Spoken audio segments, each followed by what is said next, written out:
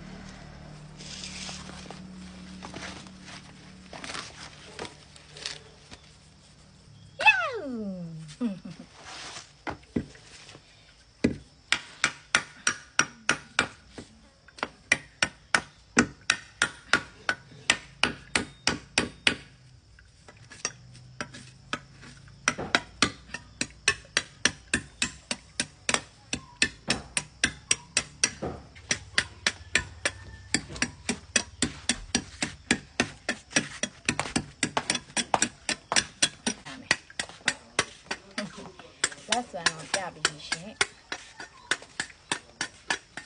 အုံတီခွဲတာလည်းလေ့ကျင့်ရတဲ့ခုပဲချွေးပါတော့ကုန်ပြန်လာကဲခွဲပြီနော်1 2 3ဆိုရတယ်လက်လုံးမနော်ထားမနော်1 2 3အိုးကွဲပြီရတယ်ပုံရတယ်ဟိုက်တယ်စတိုင်အုံတီတလို့ရပါပြီကဲရောကိုင်းနော်အမလေးတဲ့လားအိုးအထဲမှာဒီမှာအုံဖောင်းဆန်တေးသေးလေးလည်းပါနေဟဲ့ရပါပြီပြီးပါပြီရှင်အုံတီခွဲလိုက်တာโอเคနှလုံးခွဲရမယ်ပေါ့နော်ဒီမှာတစ်လုံးပဲပြီးသေးပါတယ်ကဲအုံတီခွဲနေပြပြီးပြီပေါ့နော်ကဲအားလုံးတဲ့တာဒါလေးကိုချစ်ပြီးတော့အုံတီမင်းစတိုင်ချက်ဆောင်မှာဖြစ်ပါတယ်လာလာအုံးကြီးချိုးမချိုးစမ်းကြည့်မယ်နော်ဒီအလုံးကချိုးနေရောပဲအုံတီကတော့နှလုံးလုံးခွဲပြီးပါပြီရှင်အခုဆိုရင်ဒါပြန်ချစ်မှာပေါ့နော်ချစ်ပြီးတော့အုံးနုကင်ပါမယ်ရှင်